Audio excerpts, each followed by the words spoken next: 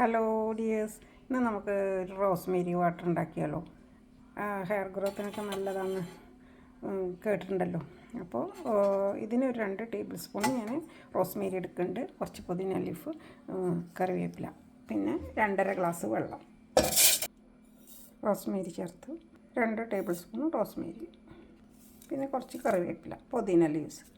ഇനി ഇത് ബോയിലായിട്ട് വന്നിട്ട് നമുക്ക് ഒരു 2.5 ഗ്ലാസ് എന്നുള്ളത് 1.5 ഗ്ലാസ് ആക്കാം. ഇപ്പോൾ ഇത് തിളച്ച് വരാൻ തുടങ്ങിയിട്ട് ഇത് നമുക്ക് വറ്റിച്ചെടുക്കാം. ഇപ്പോൾ നമ്മുടെ റോസ്മേരി വാട്ടർ നല്ല ബോയിലായിട്ട് വരുന്നുണ്ട്. ഇത് നമുക്ക് തിളച്ചതിന് ശേഷം വറ്റിച്ച ശേഷം അരിച്ചെടുത്ത് സ്പ്രേ ബോട്ടിലിൽ സൂക്ഷിക്കാം. ഡെയിലി ഇത് ഹെയറിൽ സ്പ്രേ ചെയ്ത് കൊടുത്താൽ മതി. ഇപ്പോൾ നമുക്കിത് അരിച്ചെടുക്കാം. റോസ്മേരി വാട്ടർ റെഡി ആയിട്ടുണ്ട്. ഇനി നമുക്ക് ഹെയറിൽ അപ്ലൈ ചെയ്യാം.